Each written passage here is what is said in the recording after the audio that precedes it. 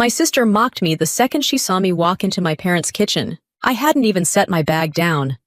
I was still in uniform, still running on airport coffee and 2 hours of sleep. I'd flown in late the night before, drove straight from base housing to my childhood home, and I was trying to do the nice daughter thing. Show up, smile, pretend everything was normal.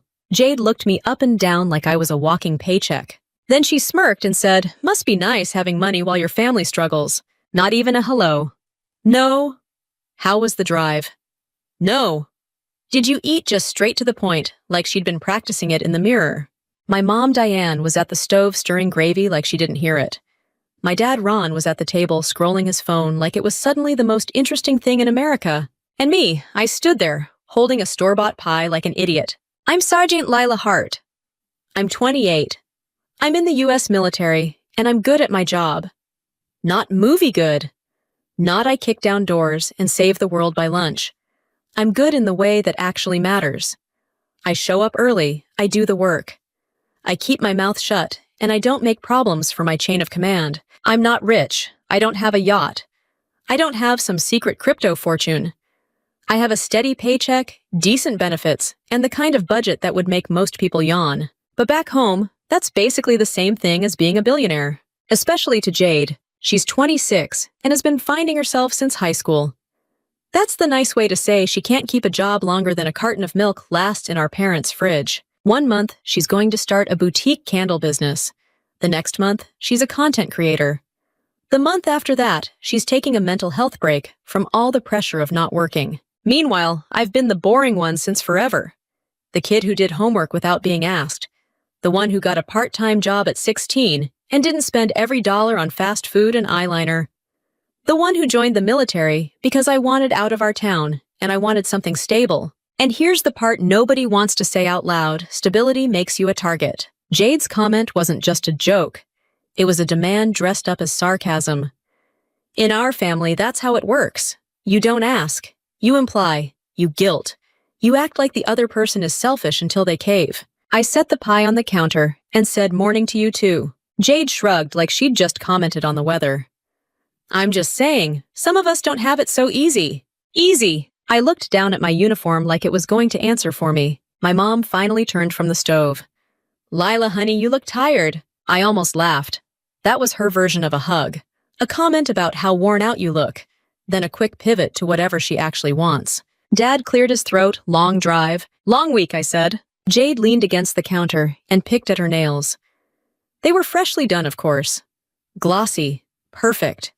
The kind you get when you have time for appointments in the middle of a Tuesday. So how much do you even make now? She asked. I stared at her. Why? She rolled her eyes. Relax, I'm just curious. That's another family tradition.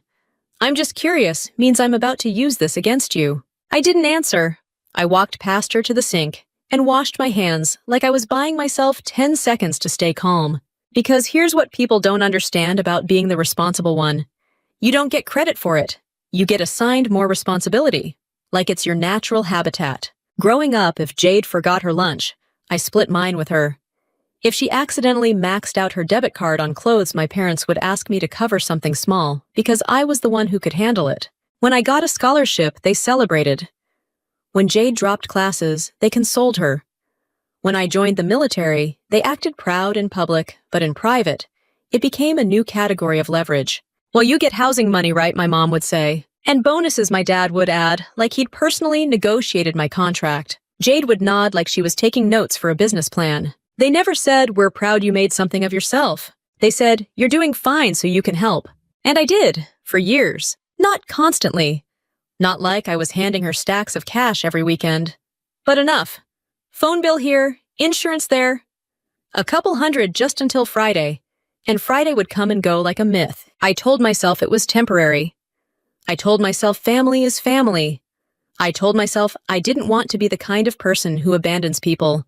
But that morning in my parents' kitchen, with Jade smirking, and my parents pretending not to notice something in me tightened. Not snapped, not exploded, tightened, like a belt pulling one notch too far. Mom poured coffee and slid a mug toward me.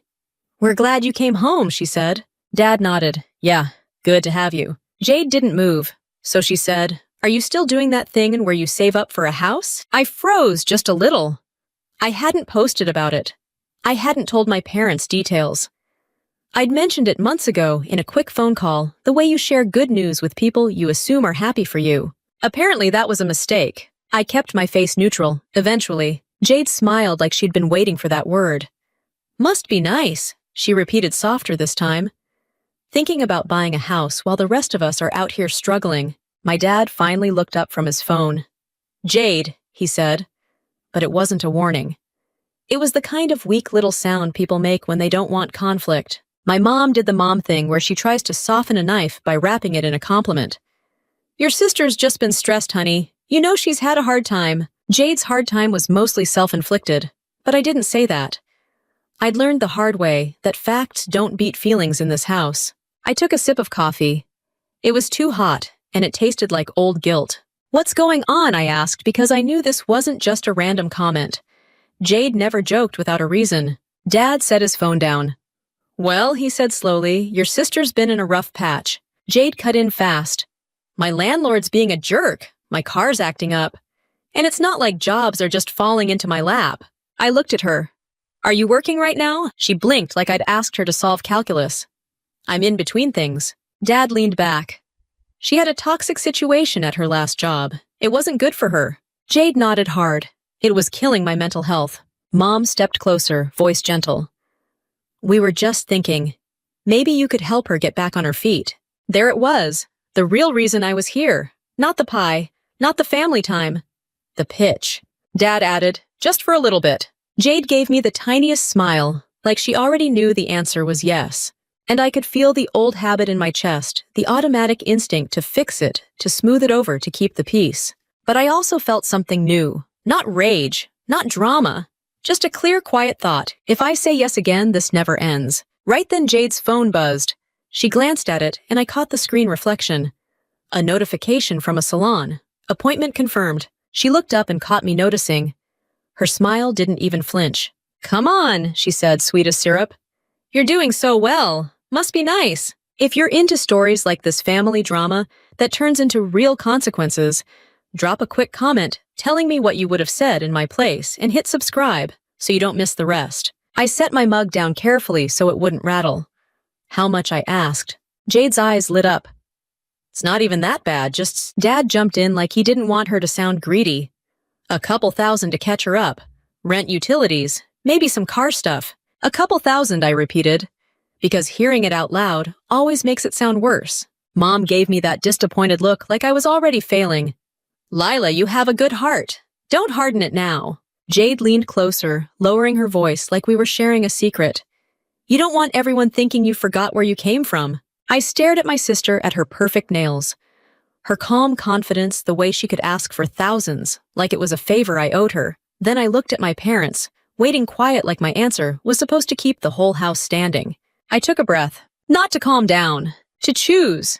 I kept my face still, but my stomach did that slow drop it always does when I realize I'm being cornered. I could have said no right there. Clean, simple, one syllable. But in that kitchen with my mom's guilt and my dad's silence and Jade's little smile, no never stays simple. It becomes a trial. A character assassination. A whole thing. So I asked the safest question first. What happened to the money you already had? Jade's eyebrows shot up like I'd insulted her religion. Seriously. Dad answered for her because of course he did. She's been trying to manage Lila. It's been one thing after another. Like what I asked. Mom wiped her hands on a dish towel and gave me the soft voice. Car repairs, groceries, bills. You know how expensive everything is now. Jade leaned back against the counter. Also, my landlord raised rent. It's not my fault. I nodded slowly. Okay, and what's the plan after I pay this couple thousand? Jade laughed sharp and quick. Oh my God, you're doing the interrogation thing. It's not an interrogation, I said. It's me trying to understand what changes. Dad's jaw tightened. It's just to get her caught up. That phrase, get her caught up. Like she was a train that slipped off the tracks, and I was the tow truck. Mom stepped closer, like she could physically push me into agreement. Honey, you've always been the steady one. You've always been able to handle things. I looked at her. That's not a plan. Jade tossed her hair.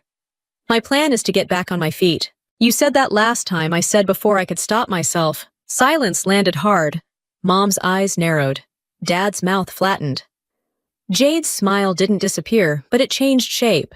Wow, Jade said slowly. So you've been keeping score. I've been paying bills, I said. That's not the same thing as keeping score. Dad pointed his finger at the table like he was laying down a rule. Family doesn't keep score. I almost laughed, but it came out as a breath through my nose. Family also doesn't treat one person like an emergency fund. Mom's face did that wounded expression she's mastered over decades. We didn't raise you to talk like that. And there it was. The moment it stops being about Jade's choices and becomes about my attitude. Like I'm the problem for noticing the pattern. Jade stepped forward, voice sweet again. Just say you don't care about us. It's easier. I care, I said. I just don't want to be the solution to problems that never end. Dad's phone buzzed, and he glanced down at it like he'd rather be anywhere else. Mom crossed her arms. Jade watched me like she was waiting for me to break. I could feel the old reflex, the one that says, pay it and leave. Pay it and go back to base. Pay it and this kitchen goes back to pretending. But then I thought about my calendar, the training schedule, the extra duty, the paperwork for my next evaluation, the fact that I'd been building my credit carefully because I wanted to buy a small house near where I was stationed. A boring, normal life that belongs to me. A couple $1,000s wasn't going to bankrupt me. The real cost was what it taught them. So I didn't promise anything. I kept it neutral. I'm not making a decision right now. Jade's eyes flashed. Of course you're not. I picked up my keys. I'm going to get some air. Dad stood halfway from his chair. Lila, don't make this dramatic. I turned back. I'm not. I'm just not saying yes on command. Outside, the March air was cold and clean. I walked down the driveway like I was walking off a tightrope. Behind me, I could hear Jade's voice through the kitchen window, low and sharp, and my mom's softer one trying to calm her down. I got in my car and sat there for a full minute, hands on the steering wheel, not starting it. Just breathing. Because here's the part nobody tells you. When you're the responsible sibling, you don't just say no. You unlearn a whole identity. I drove to the little park near the high school. Same benches, same worn basketball court, same town pretending time doesn't move. I stared at my phone and like clockwork messages started rolling in. From Jade first, so you're really gonna do this to me. Then from Mom, please don't let this come between you and your sister. Then Dad, call me when you calm down. Calm down! Like I'd been screaming in the street. I didn't respond. I went back to my parents' house an hour later, smiled like a professional, ate dinner, and left before dessert. The next morning, I drove back toward base with that heavy feeling in my chest. Not sadness exactly, more like irritation mixed with dread. The kind of feeling you get when you know you just stepped onto a conveyor belt and you can't find the stop button. By lunchtime, Jade called. I almost ignored it, but I picked up because I wanted to see what she'd try. I put her on speaker while I ate in my car. No hello, I said. Oh, now you care about manners, she snapped. I care about not being used, I said. She made this little scoffing sound. You act like you're some victim. I'm asking for help. You're asking for a lot of help, I said. And you're asking like it's owed. It is owed, she said. And she didn't even realize how insane that sounded until it was out of her mouth. Then she doubled down. I'm your sister. That's not a payment plan, I said. She laughed like I was trying to be funny and failing. Wow. Military really turned you into a robot. No, I said. It turned me into someone who can follow a budget. Must be nice, she said again, dragging the words out. Having rules and structure, and a steady paycheck while your family struggles. My jaw clenched. Jade, you are not the family. You are you. Silence. Then her voice went cold. So you're better than me now. That's not what I said. It's what you mean, she snapped. You're sitting there in your little uniform, acting like you earned everything by yourself. Like Mom and Dad didn't help you. I blinked. Help me how? Oh my God, she said, like she couldn't believe I'd pretend. They let you live at home. They fed you. They supported you. That's parenting, I said. That's not alone. She hissed a laugh. You always do this. You twist everything so you can feel superior. I'm not trying to feel superior, I said. I'm trying to keep my life stable. She lowered her voice. You know what, fine, don't help. Just don't act surprised when people see you for who you are. I stared out the windshield at the parking lot. And who's that? A selfish person who forgot where she came from, she said. Must be nice. Then she hung up. I sat there with the call-ended phone still in my hand, and I felt something different than anger. Anger would have been easy. Anger means you still think you can win the argument. What I felt was clarity. I went back into work and finished my shift like nothing happened. That's the military part. You can be falling apart inside and still show up on time with your boots clean. That evening after PT and paperwork, and the kind of day that makes you want to eat cereal for dinner, I checked my messages. Mom had left a voicemail. Her voice was calm, which is how I knew it was dangerous. "Lila, honey? I don't like how this is going. Your sister is really struggling. She's crying. Your father is upset. We raised you to take care of each other. Don't let money change you. Money change you. Not Jade's choices. Not my dad enabling her. Not my mom protecting the peace by asking me to pay for it. Money changed me." I deleted the voicemail. Then I opened Instagram because apparently I enjoy pain. Jade had posted a story. She was at a restaurant. A nice one. Cocktail glass. Candlelight. Big smile. The caption said, "Some people only love you when you're useful." I stared at it until the screen dimmed. My phone buzzed again, this time a text from Dad. "We need to talk. Don't make this harder than it has to be. Harder than it has to be." Like I was the one creating hardship by refusing to fund a lifestyle. I set my phone down and looked around my apartment. The cheap furniture, the neatly stacked mail, the calendar with my upcoming schedule highlighted. My life wasn't glamorous, but it was mine. I knew what was coming next.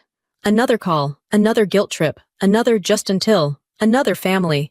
And for the first time, I didn't feel scared of it. I felt tired of it. So I opened my banking app to check my balances just to ground myself in facts.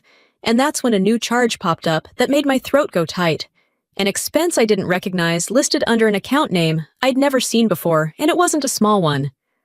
I tapped the charge like it might explain itself if I stared hard enough. It didn't. It was a rideshare payment bigger than normal, followed by a food delivery charge, then another one from an online store I'd never used. All within the last hour. I was sitting on my couch in my own apartment, nowhere near a restaurant, nowhere near a rideshare, definitely not shopping. My first thought was simple, my card got skimmed. My second thought was worse, Jade. I called my bank right away. Not tomorrow, not after I cooled off, right then, while the charges were still fresh. I put the phone on speaker and opened a notepad because I've learned that if you don't write things down, you end up repeating your trauma to 5 different strangers for sport. After the usual robot menu, a real person picked up. "Thank you for calling, this is Talia. How can I help you?" "Hi," I said, keeping my voice even. "I'm seeing charges on my account I don't recognize. I need to dispute them and lock the card." She asked me to confirm my identity, then pulled up my account. "Okay," she said. "I see the charges. Let me check the card details." These transactions were made using a card issued to an authorized user. My stomach clenched. What authorized user? There was a quick pause, like she was surprised I didn't know. "Ms. Jade Hart is listed as an authorized user on this account." I sat up so fast I almost knocked my water glass over. "No, she is not." "Yes, ma'am," she said gently. "She was added 11 months ago. A secondary card was issued to her and mailed to the address on file." The address on file. My parents' house. My skin went cold. I remembered it now. Last year, right before I went away for a long training cycle, Jade had called me crying. Not the "I'm sad" cry, the "I want something" cry. She said her debit card kept getting declined. She couldn't buy gas. She couldn't get groceries. She was embarrassed. She swore she had a job interview lined up, and she just needed a little bridge. I added her as an authorized user because I didn't want her stranded, and because I was about to disappear into a schedule where my phone would be locked away half the day. She promised she'd use it for essentials, and then we'd take her off once she was stable. I was naive, but I wasn't stupid. I told her the limit. I told her the rules. I told her it was temporary. And then I got busy, like people in the military do. I went to training. I came back. I got promoted. I ran my life on checklists. Somewhere in that chaos, I forgot to follow up. Apparently Jade didn't forget. "Talia, I said I need you to freeze that authorized user card immediately." "Absolutely," she said. "I can lock the authorized user card, and also lock your primary card if you'd like." "Lock hers," I said, "and dispute anything she charged today." She hesitated. "Since she's an authorized user, these charges may be considered valid. But we can still open an investigation, and you can remove her from the account right now." "Do it," I said. A minute later, she confirmed it was done. I thanked her, hung up, and sat there staring at my phone like it had personally betrayed me. Then I texted Jade. "What are you charging on my account?" She replied so fast, it was like she'd been waiting. "Are you serious? You froze my card." My jaw tightened. "You were using my card?" "Yeah," she wrote. "Because I needed stuff." Stuff, I typed back. "I'm looking at ride shares and online shopping." "Relax," she replied. "I was gonna pay it back." That sentence should come with a warning label. "I didn't ask for a roommate," I typed. "I asked you to stop." She sent back, "You have money, why are you acting a broke?" I stared at that message until the letters blurred. I didn't send a paragraph. I didn't lecture her about boundaries. I didn't beg her to understand. I wrote one line, "You're off the account." Then I blocked her number. I sat there for a second, waiting for the relief to kick in. It didn't. What I felt was this weird combination of disgust and embarrassment. Like I'd been scammed, but the scammer was someone who knows my middle name and used to steal my fries when we were kids. My phone started lighting up anyway because blocking Jade doesn't block the rest of the family. Mom called. I let it ring out. Dad called. I let it ring out. Then a text from Mom. "Please answer. This is getting out of hand." Out of hand. Like I was the one stealing. I decided to call Dad back. Not because I wanted to argue, but because I needed one thing on record. I wanted to say the truth out loud to someone who couldn't pretend it didn't happen. He answered on the first ring, already angry. "What is wrong with you?" he snapped. "Hi, Dad," I said. "Jade has been charging hundreds of dollars to my account." I removed her card. "She was borrowing," he said immediately, like he'd practiced it. "No," I said. "Borrowing means you ask. Stealing means you don't." He scoffed. "Don't be dramatic." "Dramatic would be me sending this to the whole family group chat," I said. "This is me locking my bank account." Dad's voice got louder. She was getting groceries. "She used rideshare and online shopping," I said. "And I didn't authorize any of it." "You authorized her a year ago," he shot back. I took a slow breath. I authorized her for basic emergencies, not for whatever this is. "Family helps family," he said like it was a law. "Family doesn't run up my credit card because they're mad I won't hand them cash," I said. That's when he hit me with the line that always used to work. "You've changed, Lila. Ever since you got that uniform, you act like you're better than everyone." I almost laughed, but it came out sharp. "I don't act better. I act responsible." He went quiet for a second, then said, "Your sister's embarrassed." "Good," I said before I could stop myself. He inhaled like I'd slapped him. "Excuse me, she should be embarrassed," I said. "Because this is not okay." Dad lowered his voice, cold and dangerous. "You need to fix this. You're smart. You always figure it out." There it was. The family motto. Not "we'll handle it," not "we'll hold her accountable." Just "you'll figure it out." I felt something go still inside me. Not anger, not sadness. Just the final click of a lock. "I already fixed it," I said. I removed her access. "You don't humiliate your sister," he snapped. "I didn't," I said. "She did." He hung up. I stared at the call screen, then at the ceiling. My apartment was quiet. No yelling, no drama. Just me and the humming fridge. And it hit me harder than the argument my parents weren't shocked she did it. They were shocked I stopped it. My phone buzzed again. This time it was an email from my bank confirming authorized user removed. It should have made me feel better. Instead, it made me feel stupid for ever thinking temporary meant anything to Jade. I got up and started changing passwords. Bank login, email, shopping accounts, everything. I turned on two-factor authentication, like my life depended on it, because honestly, my career kind of did. I also set a reminder for myself to pull my credit report in the morning. Because the truth is, in the military, financial mess can spill into your life fast. It doesn't matter if you're the victim. If your accounts look chaotic, people start asking questions. And I was not about to let Jade's impulse shopping create a problem for my chain of command. By the time I finished, it was almost midnight. I should have gone to bed, but my brain wouldn't shut off. It kept replaying one thought: if Jade was comfortable using my card like that, what else was she comfortable doing? I checked my email one more time before turning off the lights. And there it was, another automated notification, this one from a credit monitoring service I barely remembered signing up for. New activity detected. My chest tightened. I opened it, and the words on the screen made my mouth go dry. A recent inquiry had been made on my credit file from a lender I didn't recognize, tied to an application I never submitted. I stared at the credit alert like it was a typo I could will into disappearing. It didn't disappear. It got worse the longer I looked at it. The notification was plain and boring, the way automated emails always are when they're delivering the worst news of your life. A hard inquiry from a lender I'd never used. Date and time stamped. My name, my file. I hadn't applied for anything. I hadn't even clicked on one of those see if you pre-qualify ads because I'm not a raccoon digging through internet trash. I grabbed my laptop and pulled my credit report. My hands were steady, but my heart wasn't. There it was again, inquiry.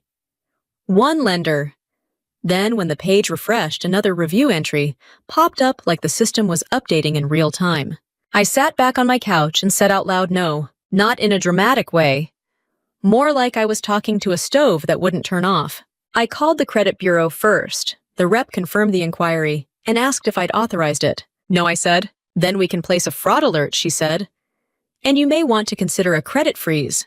Do both, I said. As she walked me through the process, she said something that turned my stomach. Sometimes when this happens, it's someone close to the consumer. A family member, someone who has access to your personal information. I didn't answer because my throat was tight. I didn't need her to say it. I could already see Jade's smirk in my mind. The same smirk from my parents' kitchen. When we finished, I wrote down every confirmation number she gave me. I thanked her, hung up, and immediately called the lender listed on the inquiry. The phone rang twice before a woman picked up. Thank you for calling. This is Marisol. How can I help you? Hi, I said. I'm calling because my credit report shows an inquiry from your company. I didn't apply for anything, and I need to know what this is. She asked for my name and the reference number. I gave it to her, and I heard her typing. Okay, she said. I see an application submitted online 2 days ago. 2 days ago. That meant while I was driving home and pretending not to choke on my mom's gravy. I didn't submit it, I said. Understood, she replied. The application lists a contact phone number ending in 1429. Is that your number? My mouth went dry.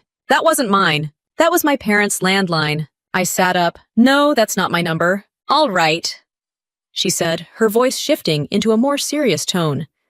The application also lists an address in. She paused, Ohio. Is that your current address? It was my parents' address. My childhood address. The address Jade had been using like a mailing hub for whatever mess she was building. No, I said. That's my parents' home. Marisol took a breath. Okay, I'm going to flag this as suspected fraud. We'll open an investigation, and you may need to file a police report. Who submitted the application? I asked. She hesitated for a half second, like she knew what she was about to say would matter. The application was completed under your name, but the email address associated with it is. She read it out. Jade Hart followed by a bunch of numbers. I didn't move. I didn't blink. I just felt my body go cold like someone turned the temperature down inside me. That's my sister, I said quietly. Marisol didn't say, oh no, or anything dramatic. She stayed professional. That almost made it scarier. Okay, then yes, ma'am, you'll want to file a report. Do you want us to close the application immediately? Yes, I said. Close it! And document that I called. I will, she said. You'll receive an email confirmation. When I hung up, my hands finally started shaking. Not because I was scared of Jade. Because of what this meant. This wasn't her running up my card because she felt entitled. This was her using my identity, my social security number, my credit history, the stuff you don't borrow, the stuff you go to jail for. And I'm in the military. In my world, your finances aren't just personal. They're part of your professional life. If you have unexplained debt, if your accounts look unstable, if you look like you're hiding something, it can raise questions. About responsibility, about judgment, about whether you're a risk. Jade didn't just mess with my bank account. She was messing with my career. I called her. I didn't text. I didn't email. I wanted to hear her voice when I said the word out loud. She answered on the second ring, sounding annoyed. What now, she said. What now, I repeated. You used my identity to apply for a loan. There was a tiny pause, like she was deciding which lie to use. Then she sighed. Oh my God, Lila, calm down. Don't tell me to calm down, I said. Did you use my information, yes or no? She made a little laugh. It's not like I robbed a bank. You put in an application under my name, I said. That's fraud. Relax, she said. I just needed a cosigner. You didn't cosign, I snapped. You impersonated me. She sounded offended now, like I'd accused her of cheating on a test instead of committing a felony. You're being so dramatic. I was going to pay it. That's not the point, I said. You don't get to decide I'll carry your debt. She scoffed. You have good credit. That's why it works. I felt my jaw lock. Did you hear yourself? She lowered her voice. Listen, if you make this a big deal, you're going to ruin everything. Everything, I said. What about me? You're fine, she said, like she was bored. You've got your little military job and your steady paycheck. Worst case, you can cover it. I stared at my wall like it might stop me from saying what I wanted to say. I'm not covering anything. Jade's tone sharpened. You're really doing this. I'm not doing anything, I said. You did it. She hissed. You're going to turn me into the bad guy. I let out a humorless laugh. Jade, you sprinted into bad guy territory all by yourself. Then I said the sentence she didn't think I was capable of saying. I'm reporting this. Her breath caught. You wouldn't dare. Yes, I would, I said. Because if I don't, you'll do it again. You're my sister, she snapped. How can you even think that? Because I'm looking at the proof, I said. It's attached to your email address. For a second, she went silent. Then her voice turned low, almost threatening. If you do this, don't expect anyone to forgive you. I didn't argue. I didn't beg. I didn't try to reason. I said goodnight, Jade, and hung up. I sat there in the quiet, staring at my phone. My chest felt tight like I'd swallowed a stone. Then my dad called. Of course he did. When Jade makes a mess, my parents show up like crisis managers. I answered because I wanted to hear how they were going to justify this one. Dad didn't even say hello. What did you say to your sister? I told her I'm reporting the identity theft, I said. He exhaled hard. You're making this bigger than it needs to be. I blinked. She used my information to apply for a loan. She didn't mean harm, he said, like he was talking to a toddler who spilled juice. She panicked. She didn't panic, I said. She planned it. She used your address and your phone number. Dad's voice hardened. We protect family. There it was. The whole philosophy. Not accountability. Protection. Like Jade is a precious artifact, and I'm the security system. I am family, I said quietly. Or do I not count? Dad didn't answer that directly. He just said, you need to think about what you're doing. You could ruin her life. I let out a slow breath. She's the one trying to ruin mine. Dad snapped. You're being selfish. I almost laughed again, because the word was so predictable, it could have been printed on a welcome mat. Dad, I said, I'm in the military. If my name is tied to financial fraud, it can mess with my entire career, my clearance, my assignments, my promotion, all of it. He paused like that was inconvenient information. Then he said, you'll figure it out. You always do. That line hit harder than the yelling. Because it wasn't just dismissive. It was the family job description they'd written for me years ago. Fixer, provider, cleanup crew. I didn't raise my voice. I didn't cry. I said no. I'm not figuring out something I didn't break. Then I hung up on my father. For the first time in my life, I hung up first. I opened a new document on my laptop and titled it Timeline. Simple, cold, professional. I started listing dates. The day Jade asked for money. The day I froze her card. The day the credit inquiry hit. The lender call. The email address tied to her. Every time my parents called, every text they sent. Then I went to the FTC site and filed an identity theft report. I saved the confirmation number. I printed it. I also pulled my credit freeze confirmations and saved those too. It was almost 2 a.m. when I finally shut my laptop. I sat on the edge of my bed in the dark, not feeling sad, not feeling angry, just aware. Aware that I'd crossed a line in my own mind. The line between my sister is irresponsible, and my sister is dangerous. My phone buzzed once more. A text from my mom. Please don't do anything tonight. Come home this weekend. We can talk this out like a family. Talk it out like a family. My hands were still as I read it, because I knew exactly what talk it out meant in my house. It meant they'd cry and Jade would apologize without admitting anything, and my dad would stare at the table, and then they'd ask me to make it go away. And I was done making things go away. I set my phone face down and got up to take a shower because I had PT in the morning, and the military doesn't care about your family's crimes. When I stepped out of the bathroom, my phone was lighting up again this time with a string of missed calls and one new voicemail from Jade, and I didn't even need to listen to know it wasn't an apology. I hit play on Jade's voicemail and immediately regretted it. Her voice was shaky, but not in a sorry way, in an angry way that was trying to sound wounded. Wow, Lila, I can't believe you. I needed help and you're acting like I'm some criminal. Call me back now. That was it. No apology, no explanation.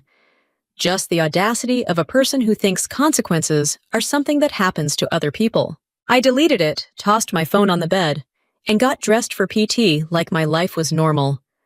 Because in the military, you can be dealing with identity theft and family chaos and still have to show up at 0:30, ready to run. The air outside was cold enough to sting. I stood in formation with everyone else listening to the same jokes, the same complaints, the same routine. I kept my face neutral. I kept my mouth shut. I did my miles. I passed my checks.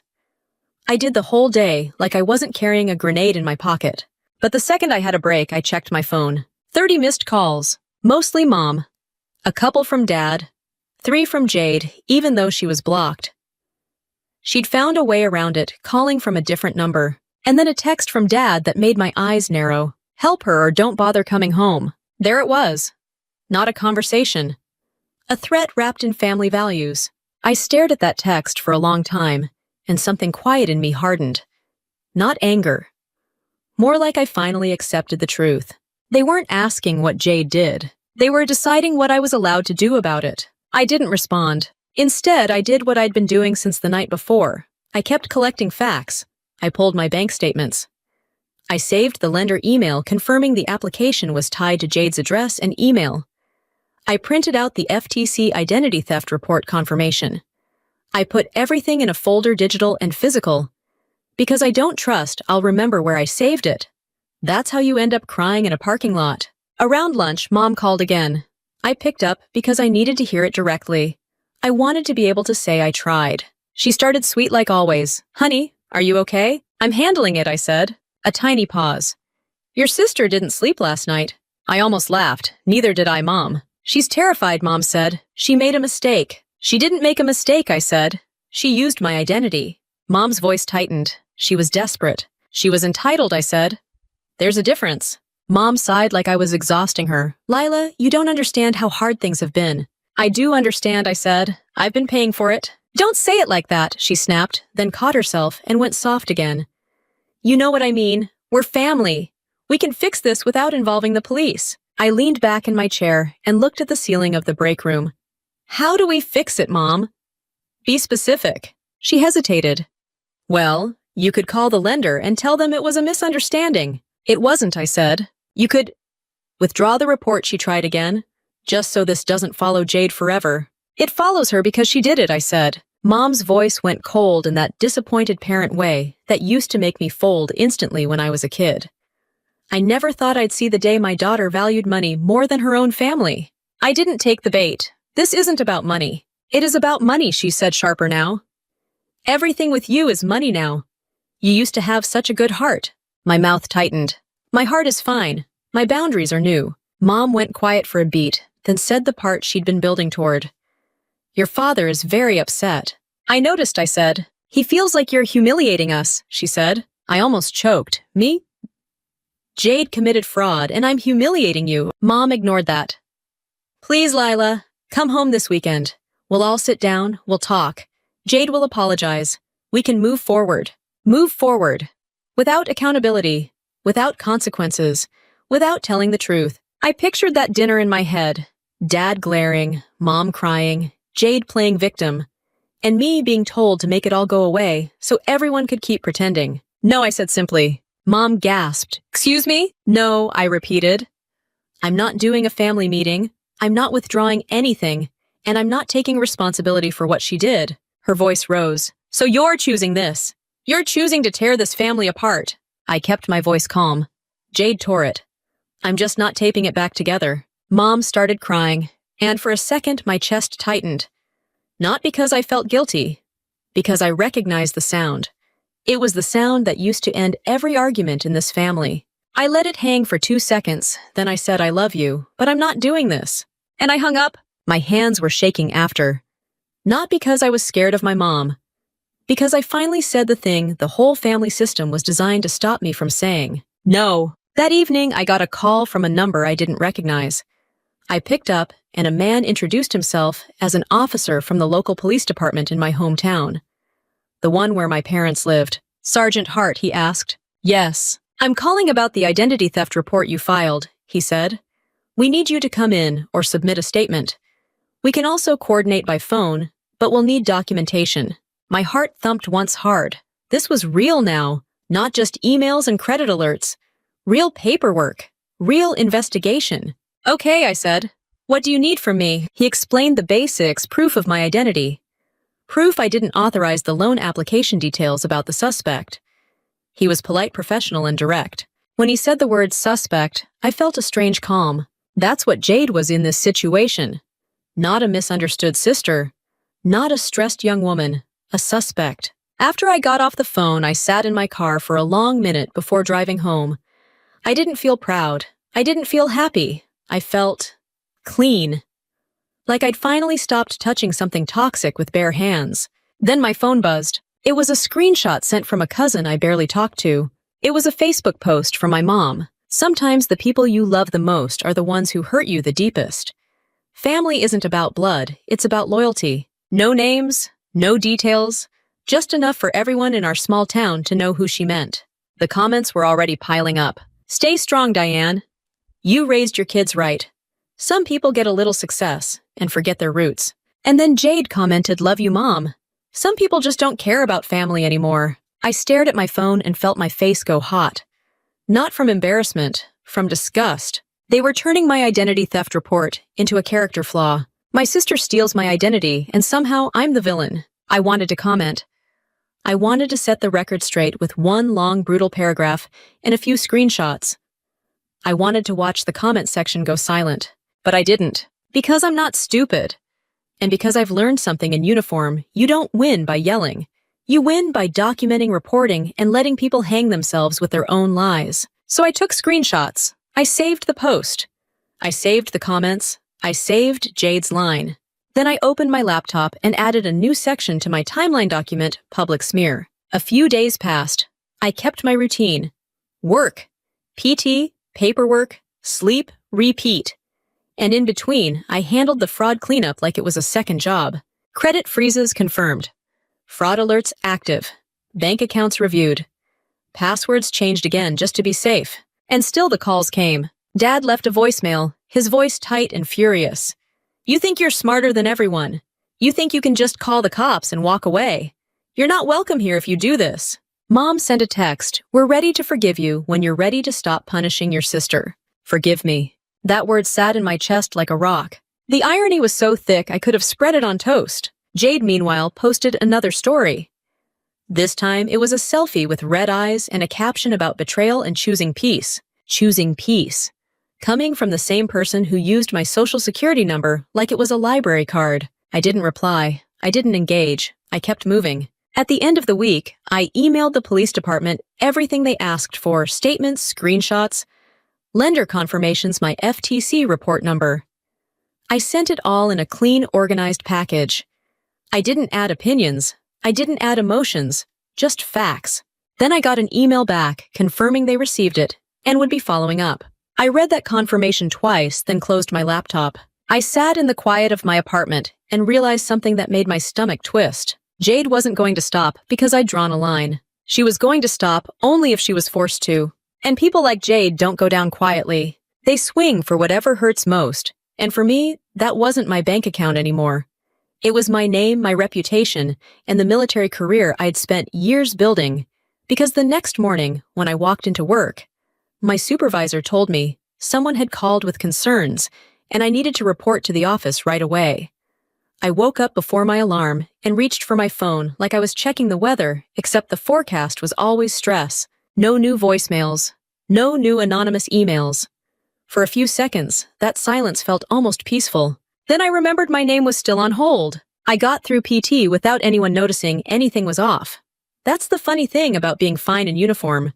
If your boots are clean and your answers are short, people assume you're solid. After formation, MS Pierce caught me again. He didn't waste time. Did you send your documents? Yes, MS. Good. Next step, he said, legal assistance. I blinked, JAG. He nodded, not to sue anyone. To protect your career. To make sure you do this clean. That was exactly what I needed, someone who thinks in policy and consequences, not emotions and family speeches. By lunch, I was sitting in a small office on base with a legal assistance attorney.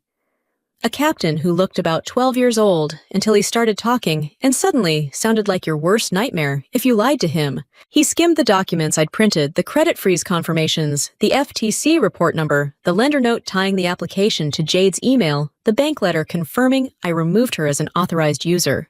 He looked up. You did the right thing filing the FTC report and the police report. I let out a breath I didn't realize I was holding. My family thinks I'm destroying her life. He gave me a flat look.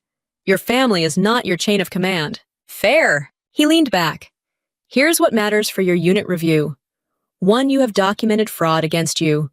2, you responded promptly. 3, you're being transparent with your leadership. That protects you. I nodded. What about the anonymous complaint? He didn't smile, but his tone had a hint of sarcasm. Anonymous complaints happen. What matters is whether there's evidence. Based on what you've shown me, the evidence points away from you. I felt some tension loosen in my shoulders. He continued, also stop talking to your sister. I blocked her, I said.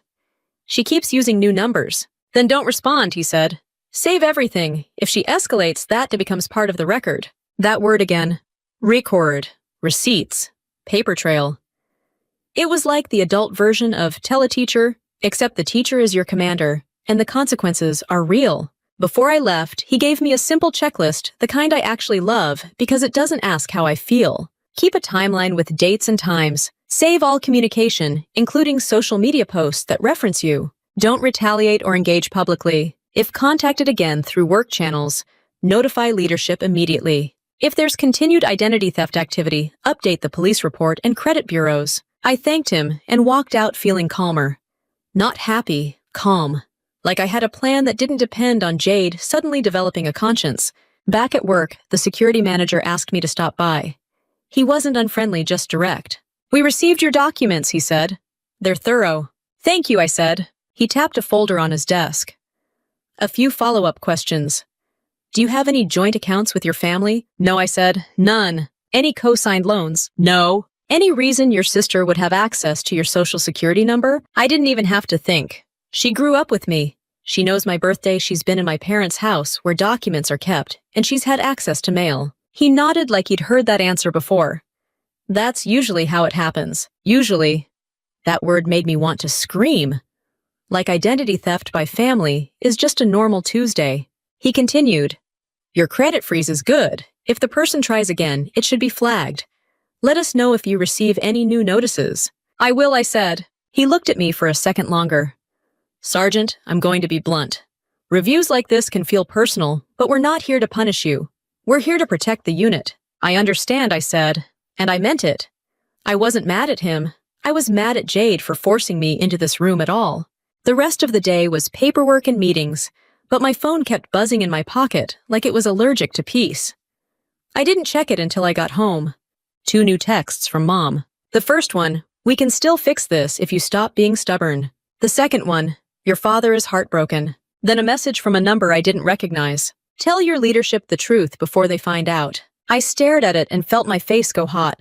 That was a new tactic. Not begging, not guilt, threat. I forwarded it to myself, saved it, and added it to the folder. Then I opened Facebook only because I needed to know what story was being told about me in my hometown.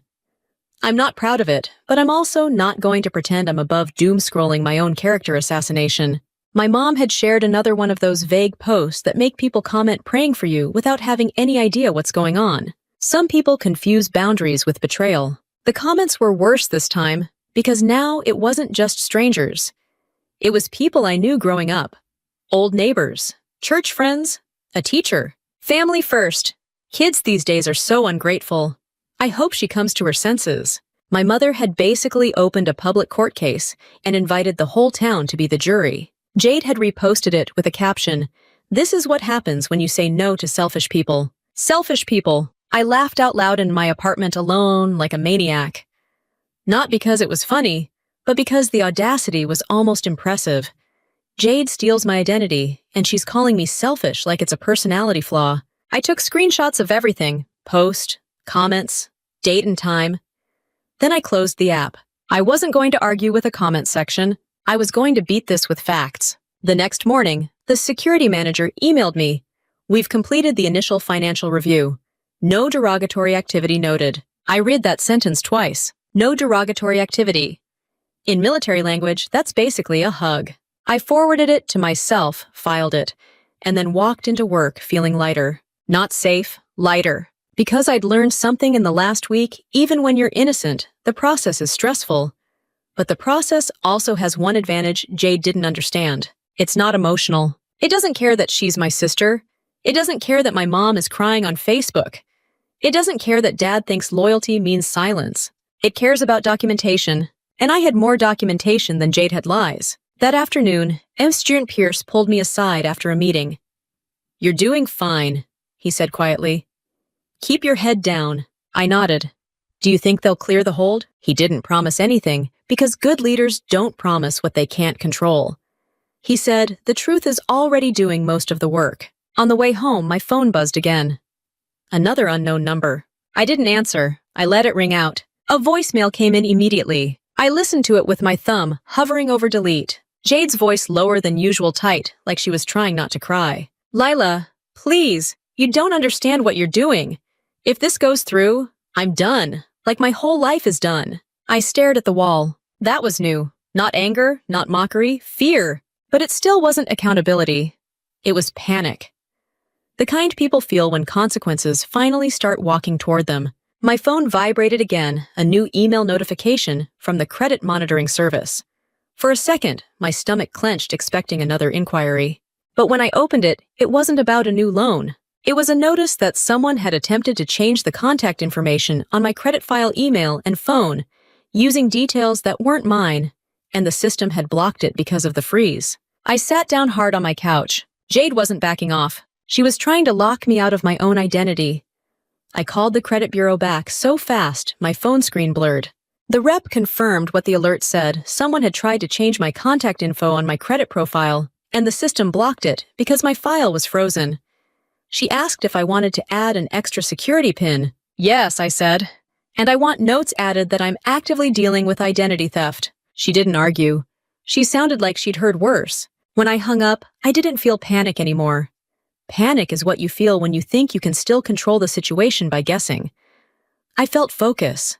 Jade wasn't just reckless. She was persistent. That meant I had to be more persistent. I emailed the security manager and kept it short. New attempted credit profile change blocked due to freeze. Documentation attached. Then I forwarded the alert to legal assistance, because that captain had told me one thing that stuck: if it escalates, you update the record. The next day, I walked into work and got that same careful look from people who think they're being subtle. Not everyone. Just a couple of coworkers. The ones who don't ask questions, but suddenly stop making eye contact. The ones who treat rumors like they're radioactive. That's what an anonymous complaint does, even when leadership handles it professionally. It plants a seed. And seeds don't need truth. They just need time. Sergeant Pierce caught it too. He leaned in and said, "Ignore the noise." "I'm trying," I said. He nodded toward my computer. "Keep doing your job. Let the process finish." I did exactly that. I stayed on task. I didn't gossip. I didn't rant to anyone in the break room. I didn't even mention the word Jade out loud at work, unless I was in an official conversation. That night, I got another anonymous email. Subject line: fraud. Body asked her about her government card. My stomach tightened. Government travel card.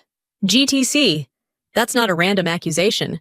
That's a specific grenade. I hadn't touched a travel card in months. I hadn't had any misuse issues.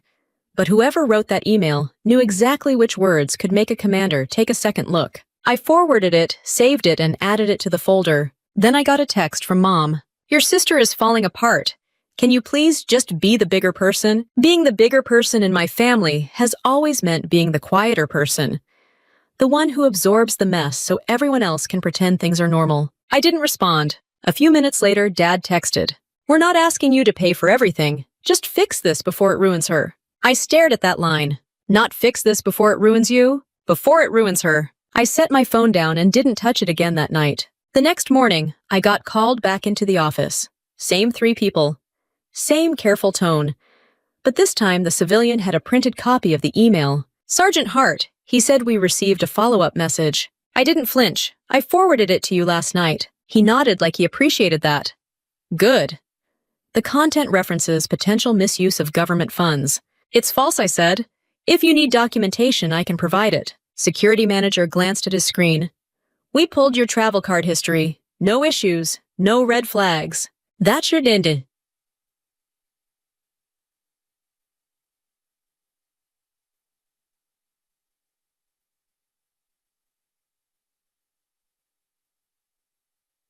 Eight. But the civilian wasn't done. Do you have any reason to believe this is the same source as the earlier complaint? Yes, I said. My sister has escalated since I filed the identity theft report. She's trying different angles. First Sergeant leaned back. She understands that this affects your career. I let out a short laugh. She understands it affects my attention. That's what she wants. First Sergeant's mouth tightened slightly, like he didn't enjoy hearing that, but couldn't argue. All right. Keep doing what you're doing. Provide updates. And if you receive anything that directly threatens or harasses you, report it. Yes, First Sergeant. I walked out feeling weirdly calm, because now I had confirmation of something important. Leadership wasn't buying it. They were documenting it. Jade's smear campaign wasn't landing the way she hoped. That's when petty people get reckless. That afternoon, I got another call from an unknown number. I ignored it. They called again, then again, 5 times in a row. Finally, a voicemail came through. It was Jade. Her voice was tight fast, like she was talking while pacing. Lila, pick up. I know you're screening me. You think you're so smart with your little receipts. You're not going to ruin me and just walk away. I didn't reply. Then she texted from the same number. You told them lies about me. I know what you're doing. I stared at the screen. Lies, she used my email, my SSN, my parents' landline. If that was a lie, then gravity is optional. I didn't answer. I saved it. 2 hours later, another email hit my work inbox. Not from my official chain. From an external address. The subject line was my full name. That alone made my blood run cold. I didn't click anything. I forwarded it to security and my supervisor the same way I would if it were malware. Within 10 minutes, my supervisor pulled me aside. Sergeant Hart, she said quietly. Did your sister just email a civilian address on our unit's public contact page? My throat went tight. I don't know. What did it say? She didn't show me the full thing yet. She just said it's a complaint. Again. Of course it was. I felt that familiar anger rise, but I shoved it down. Anger makes you sloppy. Sloppy is what Jade wants. Sloppy is what gets you in trouble. I said I can provide proof she's the one escalating, and I can provide the police report case number. My supervisor nodded. Okay, we're handling it. But keep your personal situations separate from the workplace. I said, she's the one dragging it in. That night, I didn't sleep well. Not because I was scared she'd win, because I was tired. Tired of constantly being on defense. Tired of checking alerts like it's my second job. Tired of my own family treating me like a villain for not letting myself be robbed. I got up early, ran PT, and forced myself through the day. Around lunchtime, legal assistants called me back. Sergeant Hart, the captain said, I reviewed the new attempt on your credit file. Your freeze is doing its job. Keep it in place and continue to document. Understood, I said. He paused. Also, if she's contacting your workplace, that crosses into potential harassment. Not just family drama. Family drama. That phrase sounded small for what this was. Family drama is your aunt yelling at Thanksgiving. This was someone actively trying to sabotage my career. When I got home, I opened my folder and looked at everything I had saved. Text, voicemails, emails, confirmations, screenshots. It wasn't emotional anymore. It was a case file. I added one more document to it, a short statement describing how the anonymous complaints began after I refused to withdraw the identity theft report, and how the messages escalated in content and frequency. Then I printed it, because there's something about holding paper that makes it real. You can't gaslight a stack of documents. That night, my mom sent one more message. Your father and I are disappointed. We didn't raise you to treat family like enemies. I stared at it for a long time. Then I wrote back one sentence. I'm not treating family like enemies. I'm treating crime like crime. I didn't send anything else. I blocked her too. And the silence that followed was so sudden, it felt like stepping into a room after the music stops. For about 20 minutes, I actually thought Jade might finally back off. Then my phone buzzed with a new alert from my credit monitoring service. Another inquiry attempt blocked again. And at the same time, my supervisor emailed me a calendar invite with the subject line, Command-Directed Interview Complaint, Follow-Up. I showed up to the command-directed interview 5 minutes early, with a folder in my hands, and a calm face that didn't match the way my pulse felt. The conference room was small, plain, and too bright. First Sergeant was there again, along with the security manager and a different civilian. This one with a thicker binder, and the kind of expression that says he hates wasted time. "Sergeant Hart," First Sergeant said, "have a seat." "Yes, First Sergeant." The civilian flipped a page.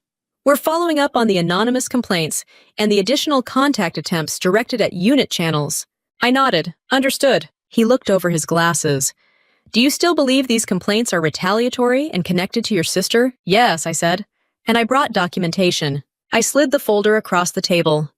Inside was my whole life in paper form lender confirmations, the FTC report number, credit freeze confirmations, the bank's authorized user removal screenshots of the anonymous emails, and the text messages from unknown numbers that magically started sounding like my sister whenever I didn't respond. The civilian didn't react emotionally. He just started reading. That was the moment I realized I'd already won half the fight. Jade was throwing words. I was throwing evidence. Security manager pointed to one page. "This email came in on Tuesday. You forwarded it within minutes." "Good." The civilian tapped another page. "And this lender confirmation shows the application tied to an email address that includes your sister's name." "Yes," I said. He looked up. "Has your sister admitted to any of this in writing?" I didn't hesitate.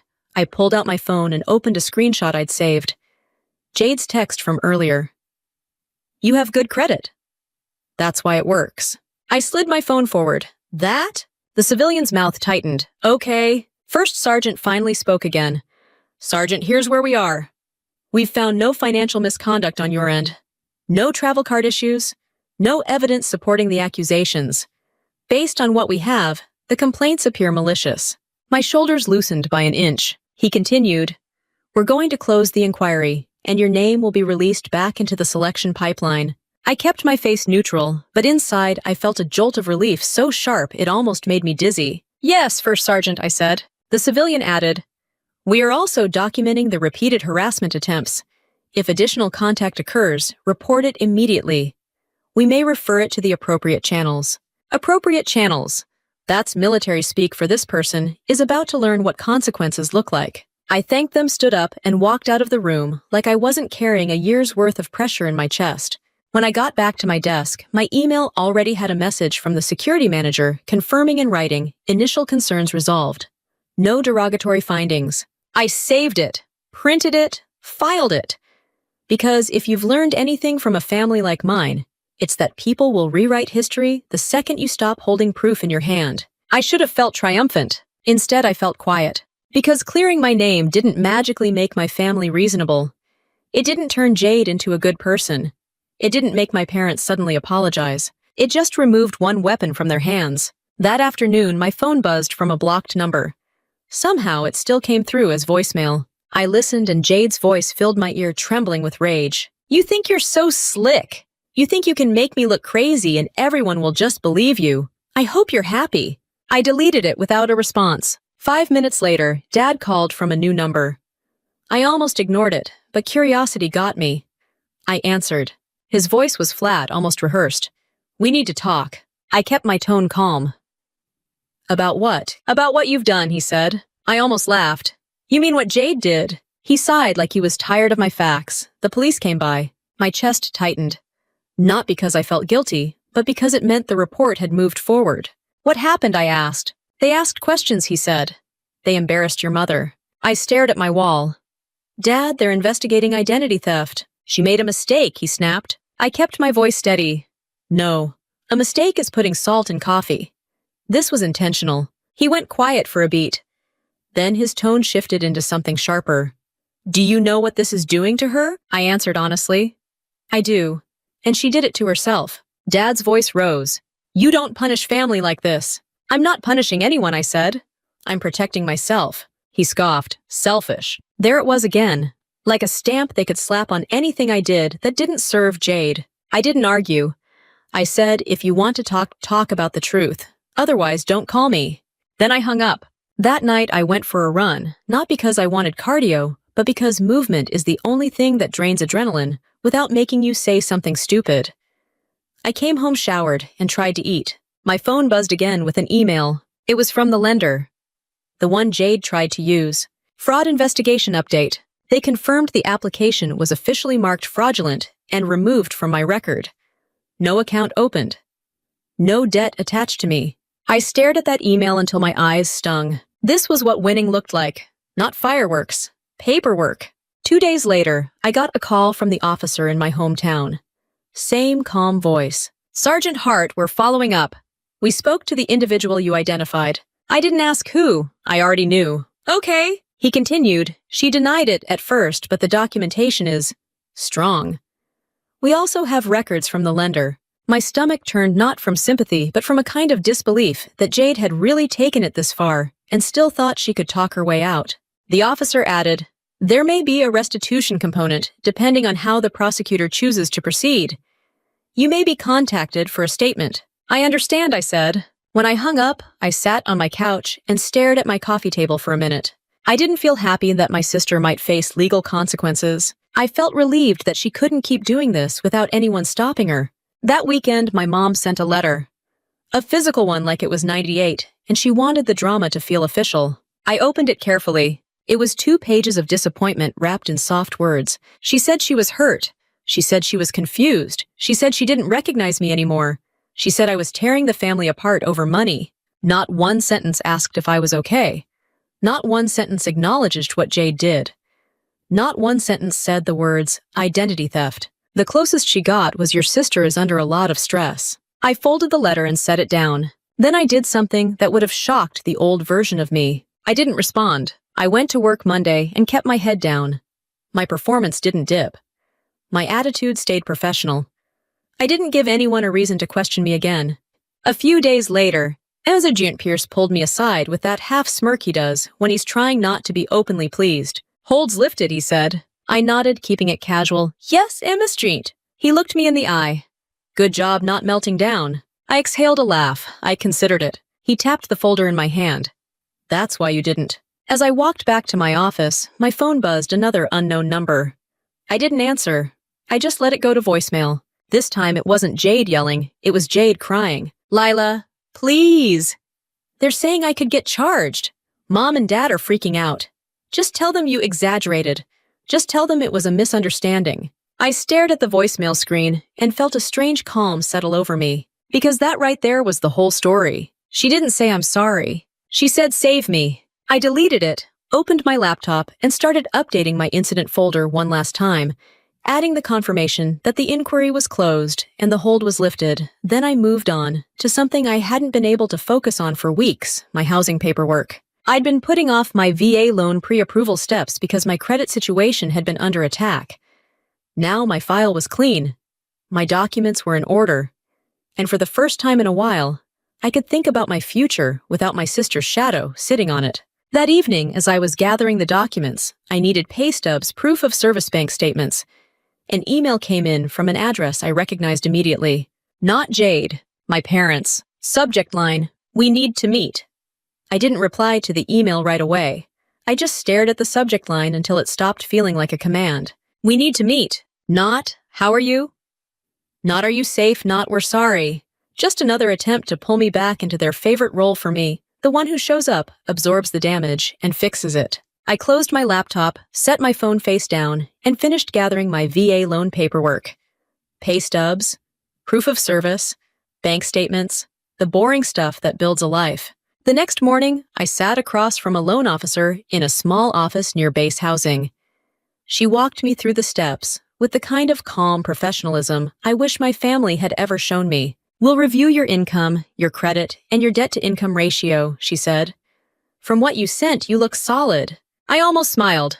That's my favorite compliment. She laughed politely, like she didn't know she'd just given me a tiny piece of my identity back.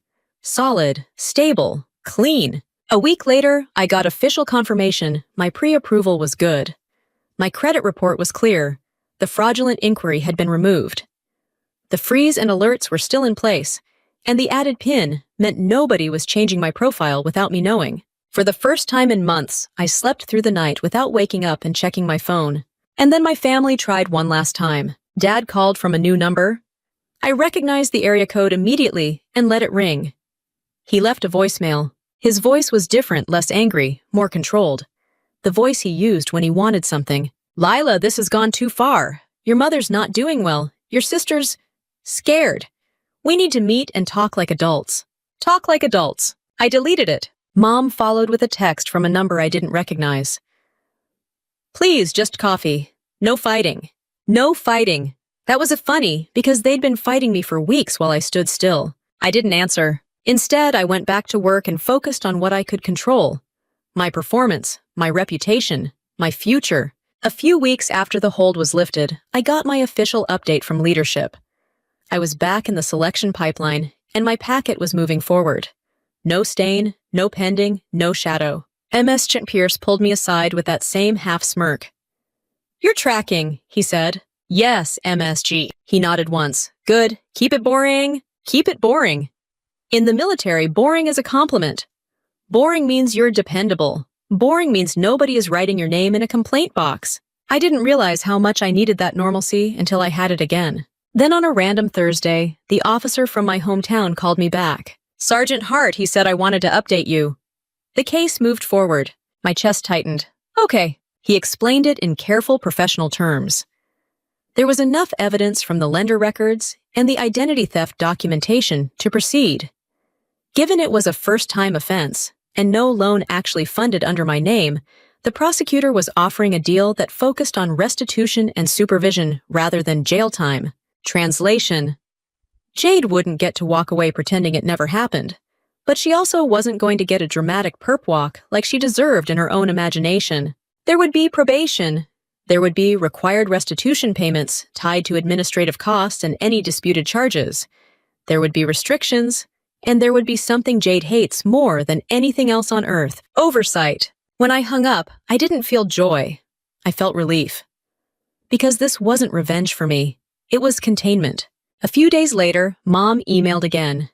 This time, the subject line was softer. "Please read." I opened it once because I'm human. It was the same script with different formatting. She wrote about how she missed me, how she never expected the police to be involved, how Jade was learning from this, how families make mistakes, how she hoped we could heal. Still no "I'm sorry." Still no "we were wrong." Still no acknowledgement that Jade tried to sabotage my military career. It was all framed like a weather event happened to us.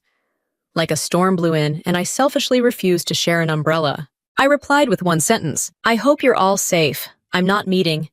Please stop contacting me." Then I blocked the email address. I know how that sounds. Cold, harsh, like I'm heartless. But here's what I learned: you can't negotiate boundaries with people who think your boundaries are an insult. Around that time, I found a small house within driving distance of base. Nothing fancy. 2 bedrooms, 1 bath, a little fenced yard that needed work. The kind of place that smells like fresh paint and potential. When I walked through it with the realtor, she asked, "What do you think?" I looked at the empty living room and said, "I think it's quiet." She laughed, thinking I meant the neighborhood. I meant my life. I put in an offer. It got accepted. The inspection came back clean enough that I didn't feel like I was buying a problem in disguise. The closing date landed on a Friday. On that Friday, I wore civilian clothes, signed a stack of papers, and got a set of keys that didn't come with strings attached. I sat in my car afterward and just held them for a minute. Not crying, not smiling like a movie scene, just breathing. Then my phone buzzed. Unknown number. I shouldn't have answered. I did anyway, because part of me still had that old habit of bracing for impact. It was Jade. Her voice sounded smaller than I remembered. Not sweet, not sarcastic, just tired. "They told me I have to pay," she said like she was talking about a parking ticket. "And I have to do classes. And probation." I didn't respond. She took my silence as permission to keep going. "Mom and Dad are freaking out. They're saying you did this on purpose." On purpose. I almost laughed. "Jade, I said you did this on purpose." Her breath caught. "You don't get it. It's ruining my life." I kept my voice level. "No, it's revealing it." She went quiet for a beat, then the old Jade tried to crawl back in. "So you're happy now? You got what you wanted." I looked at the keys in my hand. "I didn't want to win," I said. "I wanted peace." She made a sound like she wanted to argue, but she didn't have any clean angle left.